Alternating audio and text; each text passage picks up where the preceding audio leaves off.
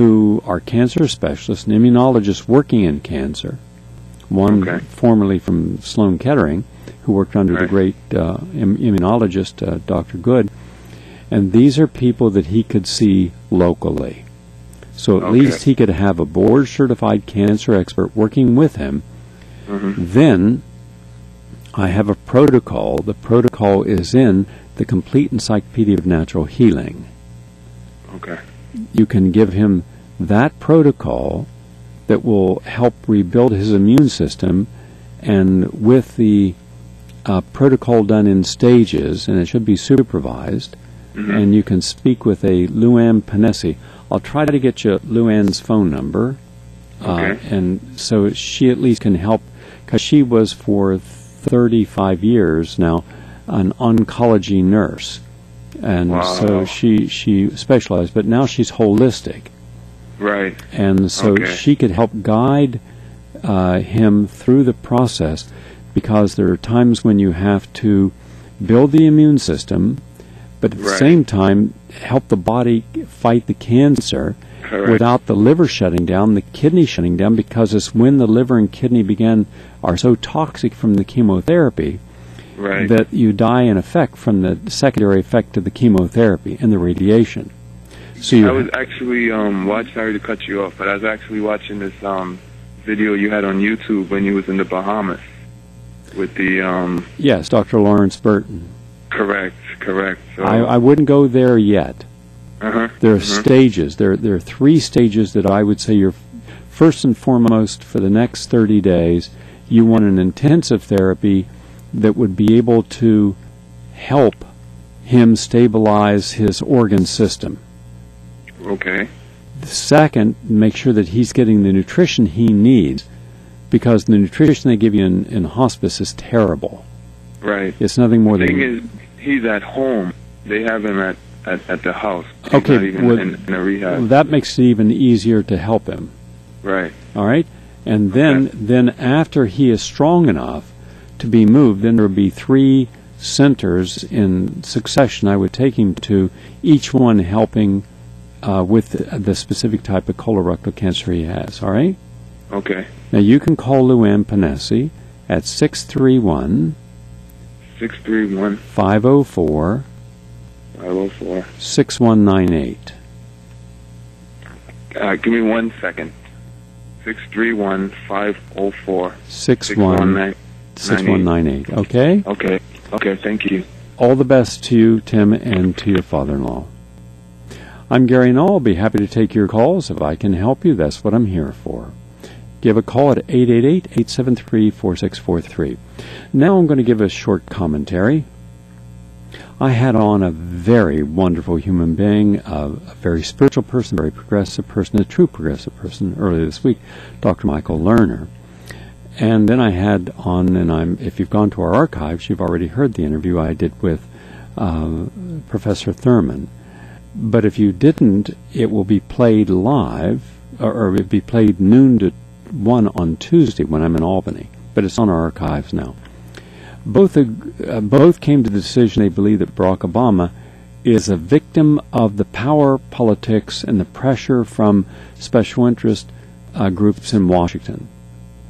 I respectfully hold a different opinion. I believe that he has made too many incorrect decisions on who he has surrounded himself with and the people that they then surround themselves with, because in Washington you don't just bring in someone, you bring in an entire group of people, and you bring the full structure of the ideology. So every time they sit with you and say, Mr. President, on agriculture, we have to do this, and here's who you're going to have to appoint, that's all from that group belief. And all these have been pro-free market people. They've all been corporatists. There's not one single progressive, true progressive, I know in this administration. Now, you can't have that unless your whole ideology is skewed in one direction, even though your rhetoric and your manners are representative of something else. So we certainly respectfully disagree on that point of view. I don't believe Obama's the naive individual. I am still going to be hopeful that if the real progressives start to solidify their base and say, come on, Get tough, we're with you.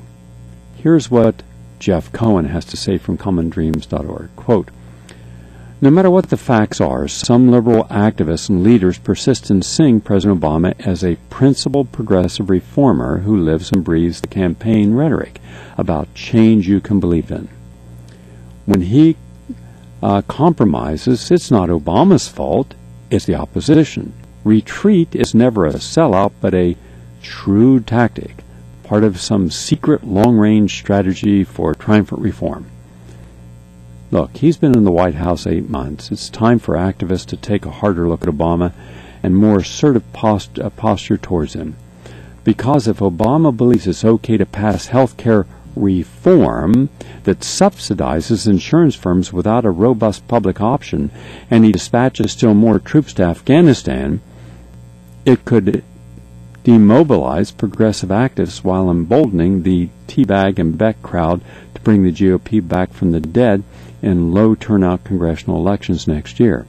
That would be a rerun of the 1994 right-wing triumph brought on by President Clinton's weaknesses, like his corporatism, the business-friendly NAFTA, and health care reform he did. Well, some activists still see Obama as a brilliant political hero who, although maddeningly slow to fight back against his opponents, always manages to win in the end, like Muhammad Ali defeating George Foreman. But watching Obama last weekend on the news shows gave little reason for confidence. It's hard to win the public toward reform if you accept, as Obama often does, the right-wing terms of debate. The right frames health care as a debate over a dangerous, over-intrusive government taking away individual freedom. The left says it's about greedy insurance and drug companies, with CEOs getting $10, $20 million per year, putting profits ahead of the public good. The president has a huge bully pulpit, which he largely squandered. I've heard him discuss health care close to 10 times in just the last week, without once hearing him rally the public against the corporate greed that leaves our country #1 in health care spending and 37th in health care outcomes, on a par with Serbia. The mystique of free market guy Obama, without a populist challenge to corporate profiteering, what's left is either a bloodless debate about cost containment or a right-wing debate about big government. Neither mobilizes the public towards progressive change. Recent U.S. history shows that you can't serve corporate interest at the same time you're seeking reform of healthcare or Wall Street or any other sector. Not when big corporations are the problem and the major obstacles to change. Placating big business en route to social reform is like downing a flask of whiskey en route to a kicking alcoholism.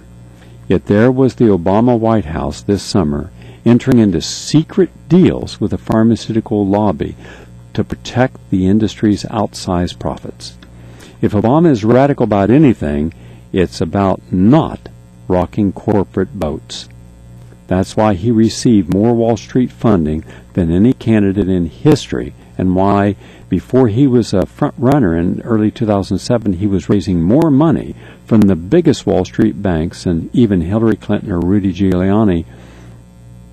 That's why, as soon as Hillary left the race, he went on MSNBC and assured big business, quote, "Look, I'm for pro-growth free market guy. I love the market," unquote.